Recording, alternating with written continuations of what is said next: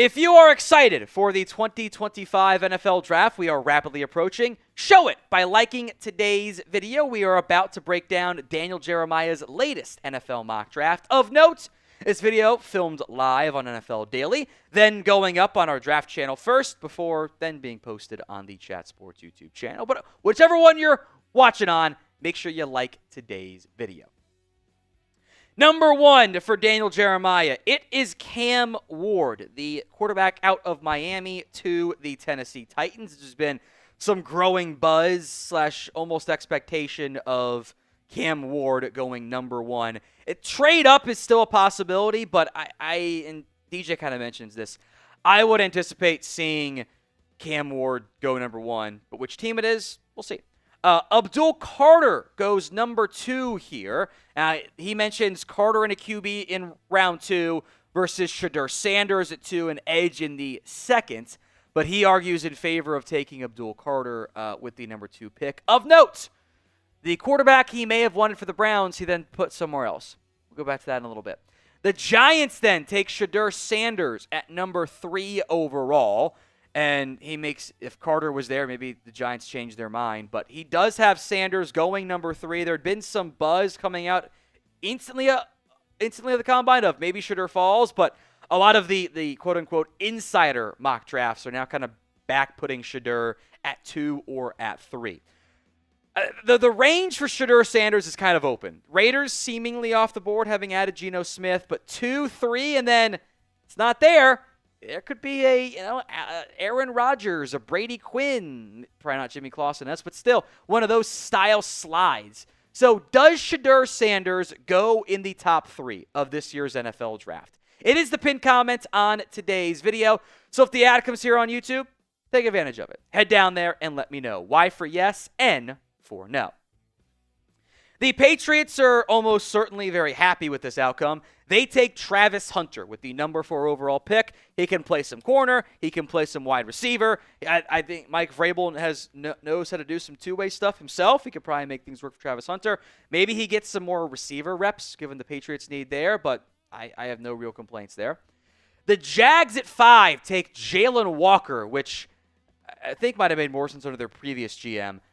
DJ pitches him as an off-ball linebacker on early downs and then puts out a Josh Hines-Allen, Jalon Walker on the outside, Trayvon Walker on the inside, third down package, which is a fun group. Ashton Jeanty goes number 6, in theory to take some pressure off of Geno Smith per DJ. After adding Geno, Jeanty I think is very much in the cards for the Raiders at number 6. Armand Membou out of Missouri. He slots right in there at right tackle. I am actually a huge fan of him. I don't mind him being the first offensive lineman taken. There are very real issues with Will Campbell's length that Membou doesn't have to deal with there. So I actually like the fit there for Membou at 7, opposite Olu Shanu. Carolina at 8 takes Mason Graham. I like the value here. I don't think he's like, a true top 3 defensive tackle like Quinton Williams was, like player value-wise, but he should go in the top 10. I think he'd be a Christian Wilkins-esque player in the NFL. Number 9, Jihaad Campbell, the linebacker out of Alabama. I think he can. I'm curious how Brandon Staley would deploy him. Is he an off-ball linebacker that blitzes? Do you try him some on the edge? I see like Frankie Luvo in particular with Jihaad Campbell, but I do like him. I think Jalon Walker's more edge. I think Campbell's more off-ball linebacker. I do think Campbell's a better off-ball linebacker, just maybe not as good as a pass rusher. Bears take Will Campbell at 10, which I find interesting. This would be Campbell is the left tackle, and Campbell's got short arm length. He's under 33 inches, which is a red flag for a lot of teams, and his wingspan's also super short. Sometimes you see guys, like if they have broad shoulders, their wingspans kind of get, expanded. He does not. I remember we walked by to the combine, and it was obvious just in person, like that guy's arms are not that long, and that very much tracked with the measurements. That's going to be a concern for teams. But if you think he can play tackle, you're probably got him number 1 among offensive linemen in this year's class. I want you to make sure to sub to our NFL Draft YouTube channel. This video did go up there first, by the way, still posting on both channels for now. But if you haven't already, go subscribe. YouTube.com/chatNFL. Number 11, one of my guys is here, Jahdae Barron out of Texas. The Niners kind of put themselves into a take the best player available status with some of their personnel losses this offseason. Matthew Golden, back-to-back Texas boys here at number 12.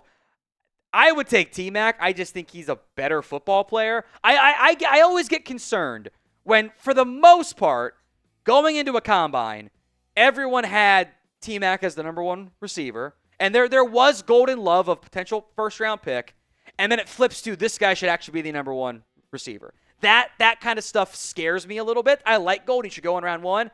I think Golden would be a much better pick for the Cowboys. Not that Golden's a bad pick.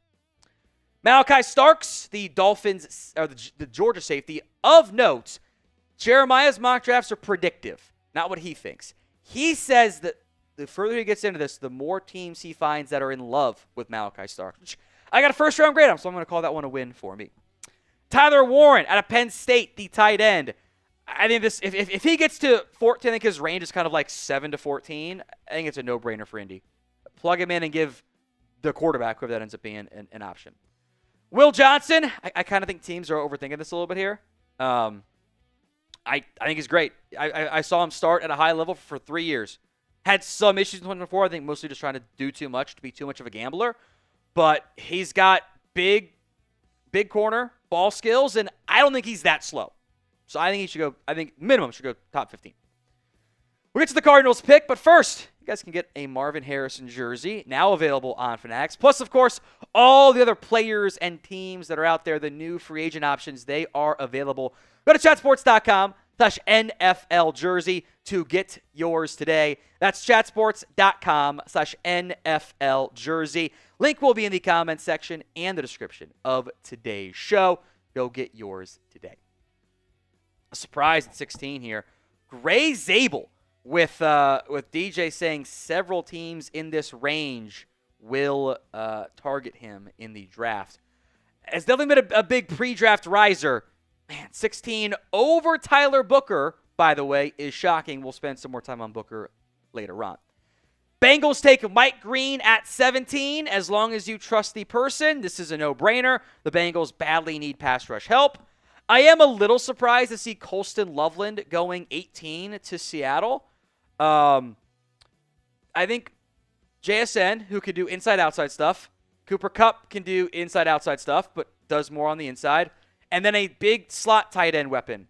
I actually don't love that fit for Seattle. And given their interior offensive line needs, I know they don't value that early, but this is the right range for Loveland. I just don't love the pick at 18, but DJ said this was a value pick. Number 19, Donovan Ezeraku, who does have the production that the Bucs have historically preferred. I haven't seen him in a ton of round one mock drafts. I had him in my most recent one. I like that quite a bit. Marion Hampton, number 20 out of North Carolina. You get Evan Ingram, now you get your number one back. And I think this is the general range to keep an eye out for Marion Hampton, too. Number 21 is Jackson Dart out of Ole Miss. I genuinely do not understand the round one buzz for Jackson Dart. You want to take him in, I think he's a better player, but in the Matt Corral range, yes, I'm down.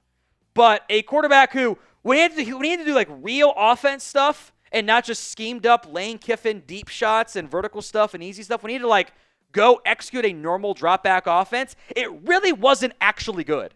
And I got the numbers somewhere. The deep passing, once he got into SEC play, also really struggled. I don't see round one quarterback here at all. You want to add him behind a veteran, okay? I see late day two quarterback, and he does not have the traits that I want to invest in a developmental prospect. It's not that dissimilar from Kenny Pickett. Very different players, but I think the outcome is way too similar there. Outcome range. So will Jackson Dart go in round one? 1 for yes, 2 for no. Let me know in the comments section of today's video. All the way down at 22 is Teteroa McMillan, T-Mac. DJ says his range is in the top 8 or into the back end of round one. I think he should go top 15 at minimum. I'd be really surprised if he wasn't a top 15 pick. But crazy stuff happens on draft night, and LA would love to get him. Maxwell Harrison, I like this fit as a Jair Alexander replacement. Very down year for Kentucky. All the Kentucky defense was bad this year, but it's a good player. I also love the fit of Nicky Manwari. That was my most recent mock draft. I had the exact same one. Safety, could do a lot of chess piece stuff for Brian Flores. I am a huge fan of that fit. Kelvin Banks Jr. out of Texas here. Number 25, this is the same pick I had as well. Plug him in at left tackle after losing Laramie Tunsil. I wouldn't rule out a trade up, by the way, from Houston. If they want to jump up to go get somebody, I would not totally rule that one out. Trey Amos, I think this is the first time he's been mocked in round 1 by DJ. He said he had speed concerns, 4.43 40-yard dash. I feel like top 40 is where Amos ends up going in the end. Derek Harmon out of Oregon. I actually am pretty high on Harmon, so I'm glad to see him get some love here from Daniel Jeremiah. He's actually my 3rd-ranked defensive tackle in this year's class. Michael Williams out of Georgia, I actually think does fit a lot of what the Lions like. I think they need another guy that can do some inside-outside stuff. I think Williams can fit that. I think there's a big range of outcomes here. People will probably have him as a top 15 player. Some might have him in round 2, kind of late round 2. But I think he does fit in Detroit. Azarie Thomas out of Florida State, which would be very fun to see him have to play against his brother twice here. His brother is Cowboy safety Wanye Thomas, by the way. Long, rangy, pretty damn athletic corner as well. That definitely fits the Dan Quinn archetype. The Bills, I love this pick. Kenneth Grant, 30, pairing with Ed Oliver, long term. I'm a huge fan. I think that is a really good idea for Buffalo. I love the value here of Josh Simmons at 31. I have medical concerns. I think that he looked great this year. He ain't play nobody, Paul, though. Like, he didn't get matched up against Mike Green when they played Marshall. It was the opposite sides for the most part there. But I do like what I saw out of Josh Simmons this year. I think there are some unanswered questions with his overall profile. But back end of round 1 to KC, I'm all for that one. I was also very surprised that Shamar Stewart fell down to 32 in DJ's mock draft. Given that even pre-combine, he had Shamar Stewart higher. I'm pretty sure, I need to probably double-check that, but pretty sure he had him higher than some previous editions of what he had listed in there. I think this is how he did it again, all over again. How he did it again. He gets Shamar Stewart at 32 overall. Gets to pair him as a long-term edge. You can be patient while he develops. I think that'd be a strong pick by Philadelphia at 32. I've got concerns with the production, but at 32, yeah, I'm down. Who did Daniel Jeremiah leave out of his 2025 NFL mock draft? So the names I want to discuss. Let me know who they are in the comments of today's show. Some wide receivers that didn't go in round 1. Emeka Ibuka's kind of been in a late round 1 draft stage, but DJ had 2 receivers, so that's probably a factor. I don't know why teams are pushing down Luther Burden. The production wasn't as good this year as it was last year. His quarterback stunk. Of course it was scheme touch. They can't push the ball downfield. He's breaking open downfield for touchdowns. That doesn't even look his way. So unless there's some unknown character stuff that I've not heard anything about, I don't understand the Burden drop. Happens about once a year. A good player falls for no reason. NFL did it with Brian Branch. Maybe it's Luther Burden this year. Last time, DJ, I think, had Booker at 10 to the Bears in his mock draft. Now out of round 1. Seems noteworthy. Walter Nolan, who's got... I have consistency concerns there. He goes outside of round 1. I've got a round 2 grade him, so I feel like I got him pegged right there. James Pierce is talented. There are, motivation questions and character as part of that for James Pierce that have kind of arisen around the combine as well.